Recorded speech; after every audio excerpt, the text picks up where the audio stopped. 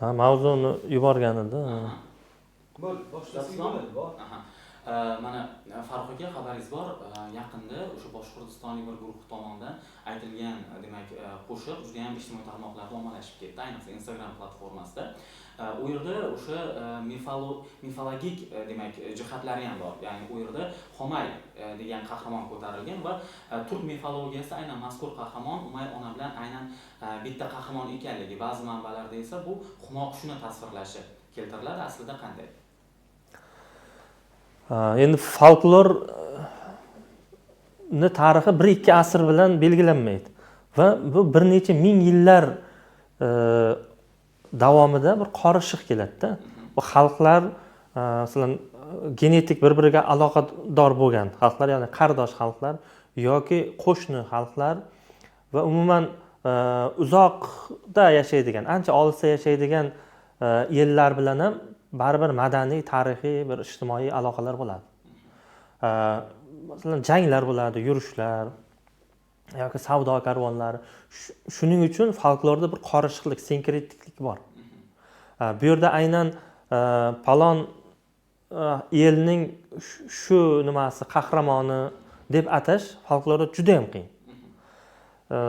Aytishimiz mumkin, masalan, Alpomish bizniki, Alpomish qozoqlarniki, endi hammasi turkiy xalqlarniki.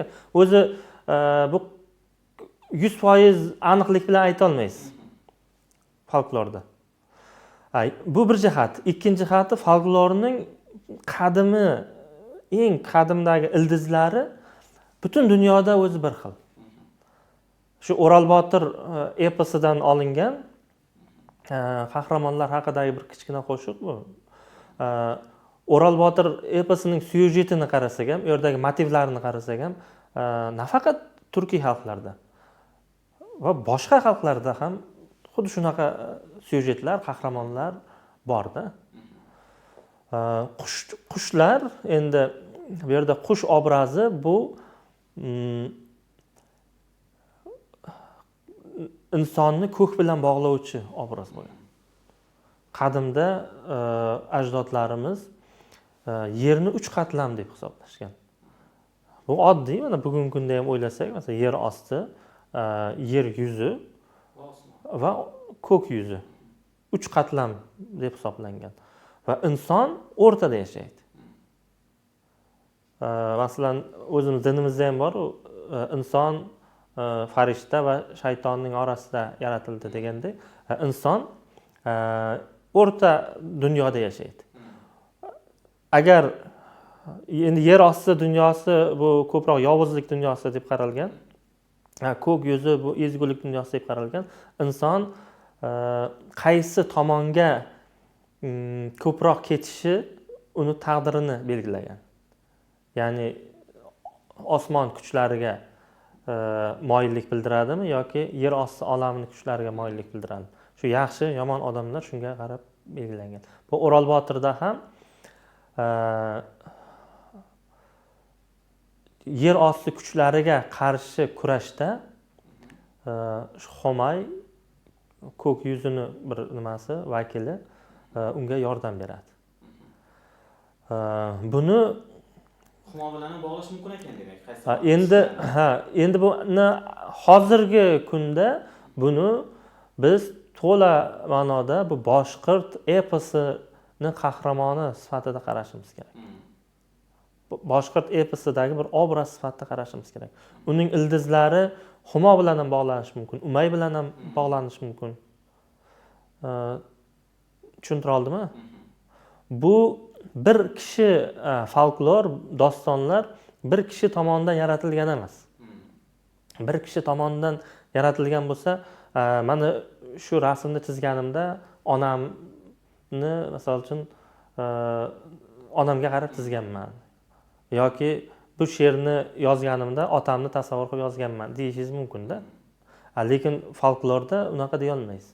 Bu jamoaviy ijod va shu asrlar davomida yozilgan ijodda. Fakt shuki, bugungi kunda u boshqirt dostonida xuddi shunday tasvirlangan. Masalan, Humo qushini olsak, bizda boshqacha tasvirlangan. aynan boshqirdlarniki bilan birga bir emas. Umumiy jihatlari ko'p. Umay ona haqida ham shunday deyishimiz mumkin. Keyin yana bir jihati bor. Folklorda bunday obrazlar shu sinkretik holatda uchraydi, ya'ni qorishib ketadi. Tushuntira oldimmi? Ikkita obraz ham, ikkalasi ham agar ijobiy obraz bo'lsa, u qorishib ketishi mumkin. Masalan, Humay ona bilan bog'liq obrazlar bizning qaysi xalq dostonlarimizda yoki epislarimizda mavjud? Bizda Umay ona bilan bog'liq aynan o'zbek xalqini nazarda tutayotgan bo'lsangiz, men uchratmaganman. To'g'risi. Agar bo'lishi mumkin. Aynan Umay ona bilan bog'liq bo'lishi mumkin, lekin men uchratmaganman. Lekin bu turkiy mifologiyada Umay ona alohida bir o'rin tutadi. Koshg'ariyda ham keladi. Bunda 1000 yil ilgari yozilgan. Umay ona bu ayollarni ko'proq homiysi sifatida qaraladi. Ayollarni homiysi emas, bu hosildorlik homiysi va ayollarni homiysi deyilganiki, ayollarni shu tug'ish jarayonlarida unga yordam beradigan bir iloh sifatida qadimdan ishonilgan. Umay onani bizda masalan Ambar ona deymiz yoki mana Bibi Fatima. Bibi Fatima bu tarixiy shaxs. Ya'ni Muhammad alayhissalomning qizlari Hazrati Alining ayollari bo'ladi. Lekin bizda shu Umay ona haqidagi yoki boshqa islomdan oldingi mana shunday homiy ilohlar, pirlar haqidagi tasavvurlar bilan islomdagi konkret tarixiy shaxs birikib ketganda. Hozir biz Bibi Fatima deganida ko'proq shu tarixiy shaxsni nazarda tutamiz, lekin unga berilgan sifatlar va unga berilgan qanaqadir funksiyalar bu hammasi islomdan oldingi shu Umay ona haqidagi yoki boshqa mana Nanay degan nimalar bor. Nana ham ona. Nana. Shu Nanay degan ilohlar bo'lgan. Shularning hamma sifatlari islomlashtirilganda. Hozirgi mana qo'shiqdagi Humay haqida ham shunaqa deyish mumkin.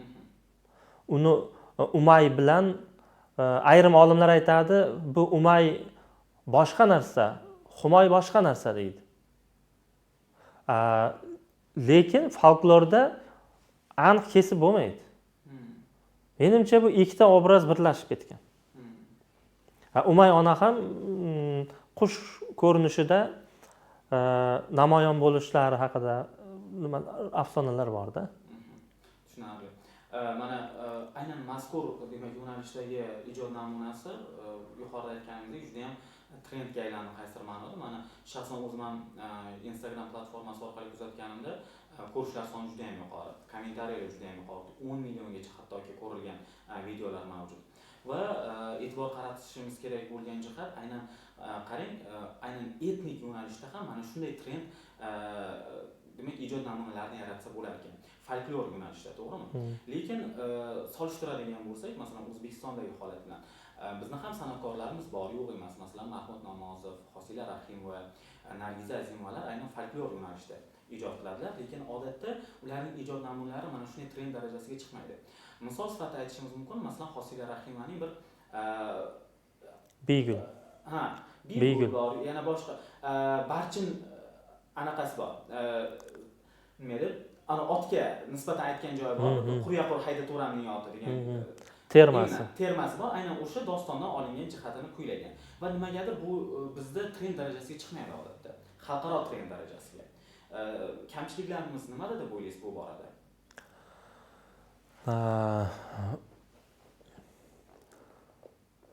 Folklor hamma zamonlarda, hamma davrlarda bu zamonaviy bo'lgan. Bizda esa zamonaviy emas. Ya'ni folklor deganda biz eski narsani tushunamiz. Folklor bu tirik bu. agar uni masalan muzey eksponatiga aylantirib qo'yganmiz-da biz. Ya'ni folklorni bir asr ilgari yozib olingan bo'lsa, xuddi o'shanday saqlash kerak degan bir qadimchalarning, bir muhofazakorlarning qarashlari bor. Mayli, xuddi folklorni o'zicha an'analarni qat'iy saqlash kerak. Bu ham bitta prinsip. Lekin folklor hamma davrlarda zamonaviy bo'lishi kerak u. Ya'ni bugun ham yashash kerak, bugun ham nafas olish kerak. Men ko'p aytaman, ayrimlarga kulgili tuyuladi. Agar Alpomish dostoni bugun ham agar kuylanganida, endi bugun kuylanadi, lekin bugun ham rivojlanganida Alpomish texnik qurilmalardan albatta foydalanardi. Va shunday bo'lishi kerak. Masalan, kosmik kemalar bilan bog'liq holatlar bo'lishi kerak-da. Biz Alpomishni o'rta asrlardagi statik holatda qoldirdik. Bu endi doston sifatida masalan statik holatda qolishi mumkin o'rta asrlardagi. Original variant. Lekin buni zamonaviy san'at turlariga ko'chirish kerak. Mana bugun yosh bolalarga qarasangiz, Spider-Man deydi, yana Temir odam deydi, Batman. Bu obrazlar ham shu syujetlariga va ularning shu motivlariga e'tibor qilsak, hammasi xalq eposidan olingan. Buni 50-60-yillarda Amerika folklorshunoslari shu qahramonning yo'li, ya'ni Alpning yo'li, Alpomish qanday yo'lni bosib o'tadi, ular o'rgangan. Faqat Alpomishda o'rganmagan. Umuman folklorda qahramon qanday yo'lni bosib o'tadi? Safarga chiqadi. Safarga chiqish uchun unga turtki bo'ladi nimalardir. Keyin safarga chiqadi. Safarda albatta shu qora kuchlarni yengadi. Keyin g'olib bo'lib qaytib keladi. Mana shu bir xil. Shuni eng universal jihatlarini o'rgangan va shu qonuniyatlar asosida hozir sanayotganimiz butun dunyoni bugun egallagan va Amerikaning xaloskorligi, Amerikaning najotkorligini bir ko'rsatadigan, shuni targ'ib qiladigan qahramonlarni yaratishganda, bular ham ildizida epos turibdi. Bizning endi xatomiz shu eposni eskicha qoldirganimiz va buni eski zamonning bir asari sifatida qaraganimiz. Bugungi kun bilan nima deydi? Bugungi o'quvchining, bugungi tomoshabinning ehtiyojidan kelib chiqib uni rivojlantirishimiz kerak. Aynan folklor bo'lish shart emas. Hozir aytganimdek, kinoga o'girish kerak. Kinoga o'girganda ham uni ismi Alpomish ham bo'lishi ham shart emas. Formulalar olish kerak. Hozir mana bir boshqirt estrada guruhining qo'shig'i butun dunyoga tarqaldi. Mana o'zimizda ham qancha eshitilyapti. Va shunaqa vaqtlarda nega bizda bunaqa emas deb savol beramiz. Folklor namunalari asosidagi san'at asarlari bu birinchi marta trendga chiqish emas. Bundan oldin ham bo'lgan. Lekin afsuski buni o'zbeklar qilmagan. Boshqa xalqlar, Turkiya xalqlari ham qilishi mumkin. Turkiya xalqlaridan tashqari mana koreyslar ham juda folklorga tayanadi. Bu nima uchun folklor asarlari bilan trendga chiqish oson? Chunki bu yerda ming yillik kodlar yashirinda. Biz mana shu ohangni misol uchun 10 ming yil ilgari ham mana shu ohang bilan yashagan inson. Yoki qanaqadir motiv, qanaqadir mavzu, qanaqadir so'z, obraz, mana shuni 2000 yil ilgari, 3000 yil ilgari, 5000 yil ilgari ham shu asosda yashagan, shunday eshitgan, biz qulog'imizga qo'yilgan, qalbimizga o'rnashganda. shu jihatdan u juda qadrdon.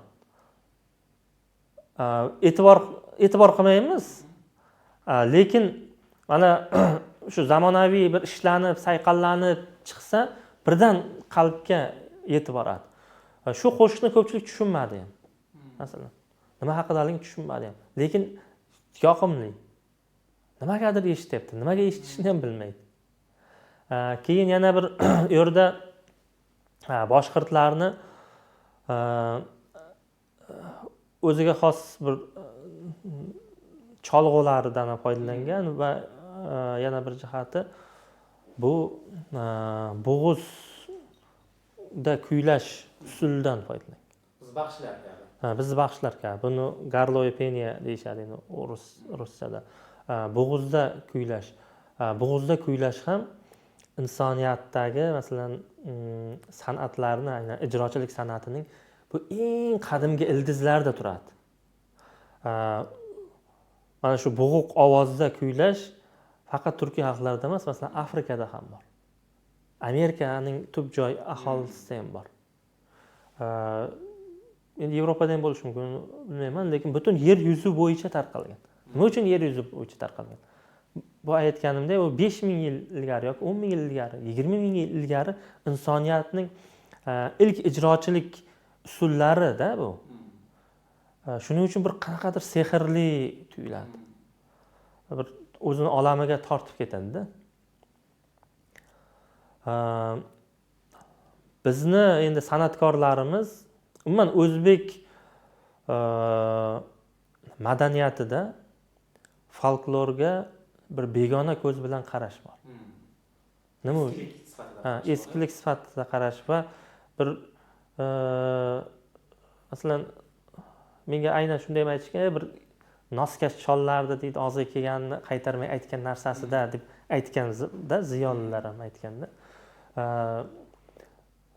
Va folklorni biz kalitlarini bilmaymiz. Shu mensimaganligimizda bu nima uchun? Albatta bizda endi mumtoz san'atimiz kuchli.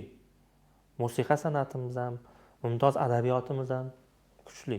Uning oldida folklor juda jo'n tuyulib qolishi mumkin-da. Lekin bu jo'n emas. Bu oddiylik, bu soddalik. Mana shu soddalikka kelishni o'zi qiyin. Faqat bizda urg'u qaratilmayapti. Bizda urg'u qaratilmayapti, bizda mensilmayapti. Bizda pisand qilinmayapti. Xalq qo'shiqlari bor, qanday chiroyli obrazlar bilan aytgan. Mana bugungi kunda estradamizga ham qarasak, juda ham to'g'ridan to'g'ri bo'lib ketdi. Ifodalar, gap, so'zlar to'g'ridan to'g'ri bo'lib ketdi. Shuni lirik xalqning lirik qo'shiqlari bor, qanday chiroyli obrazli qilib aytgan. Lekin biz tushunmaymiz-da. Masalan, bir ayol, bir qiz ijrochini ro'molini tolga ilingani haqidagi bir qo'shig'i, bu muhabbat haqidagi qo'shiq, misol uchun. Biz uni to'g'ridan to'g'ri qabul qilamiz-da. Bir tolzorga chiqqan ekan, tolga ilinib qolgan ekan, shu haqda qo'shiq aytdi. Bizning ayollarimiz yuzingizga qarab I love you demaganda.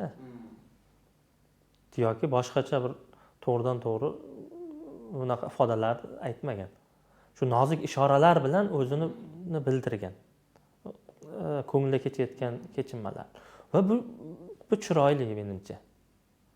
To'g'rimi? Masalan, bitta qiz to'g'ridan to'g'ri kelib sizga sevaman degandan ko'ra qanaqadir ishora qilsa, o'shani ilg'ab olganingiz chiroyliki.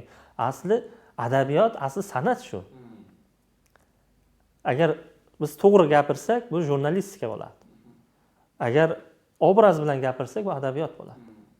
San'at bo'ladi. Farqi shunda-da. Biz achinarli jihati, biz bugun o'sha Ozodaning Jigulisi trendga chiqayotganidan maqtanyapmiz-da. Bu achinarli albatta. Endi Ozodaning yoki Hamdam Sobirovmidi, ularni trendga chiqishi ham bejiz emas. Bular 90-yillar, 80-yillar atmosferasiga asoslangan va o'sha davrda MDH davlatlari yagona muhitda, shu yagona atmosferada yashagan. Shuning uchun shu atmosfera qozoqqa ham, qirg'izga ham, masalan tojikka, rusga hammasiga tanishda. O'zini bolaligini, misol uchun o'zini yoki yigitlik davri, qizlik davrlarini, yoshlik yillarini eslatadi. Shu jihatdan ular ommalashyapti. Folklor ham shunday gap bor. Folklor bu insoniyatning bolalik qo'shig'i degan gap bor. Shu insoniyatning bolalik qo'shig'i va bolalikda masalan qulog'imizga singib qolgan kodlar folklorda yashaydi. Buni masalan xalq qo'shiqlarini hozir esladik, yana bor. Masalan xalqni bir ichida aytimlari borda, qiziq aytimlar bor. Bugun bemalol rep qilsa bo'ladi shuni. Reperlarimiz o'qib bemalol rep qilsa bo'ladi. Bu rep ham aslida bizga begona emas. Yoki bugun g'arbdan kirib kelayotgan boshqa zamonaviy qo'shiqchilik usullari ham ko'pi begona emas. Xalqda qadimdan bo'lgan. Endi aynan o'sha usul emas, shunga o'xshash narsalar bo'lganda, lekin biz folklordagi shu repga mos aytimlarni bugun chiqarsak, bir qanaqadir kulguliday tuyuladi-da o'zimizga. Inson, umuman xalq turli darajalardan iboratda didlar. Kimdir maqomni eshitib maza qilsa, kimdir o'sha bir tushuniksiz bo'lgan shu repga o'xshash aytimlarni eshitib maza qilgan. Qadimda ham shunday bo'ldi. Agar bugun jamiyatimizga shuna replar kerak bo'lsa, agar buni ham folklordan olishimiz mumkin. Agar estrada kerak bo'lsa, buni ham folklordan olishimiz mumkin. Agar bizga masalan og'ir qo'shiqlar, mazmunli qo'shiqlar kerak bo'lsa, buni ham olishimiz mumkin. Faqat yana bitta muammomiz, folklorni biladigan odamlarimiz ham ochig'ini aytish kerak, zamondan sal orqada qolganda bizda. O'ta zamonaviy qatlamimiz esa folklorni bilmaydi. Shu tomondan nimamiz bor. Masalan, bizda o'zini juda intelligent hisoblaydigan, ultra liberal hisoblaydigan misol uchun odamlarimiz folklorni bilmaydi va unga qiziqmaydi ham. Buni eskilik sarqita deb o'ylaydi. Hamma yaxshi narsalar g'arbdan keladi deb o'ylaydi. Ildizlarni rivojlantirish kerak. O'sha tomirlarimizni yana ham ko'kartirib, bugungi zamonaviy bir bo'y basti bilan ko'rsatish kerak. Endi bu oson emas. Agar oson bo'lganda hamma ham qilardi, to'g'risi. Ikki tomonni birlashtirish, ikki tomonni bir-biriga olib kelish va dunyo trendlari bilan hamnafas yashash oson emas. Lekin eng muhimi nima? Manba bor, resurs bor, xazina bor. Foydalanilish kerak. Uni foydalanish kerak, uni o'qish kerak. Shu, boshqa yo'li yo'q buni. Bo'ldi aka, o'zingizni tanishtirib. Farruh Jabborov, Til va adabiyot jurnali, Til va adabiyot ta'limi jurnali bosh muharriri.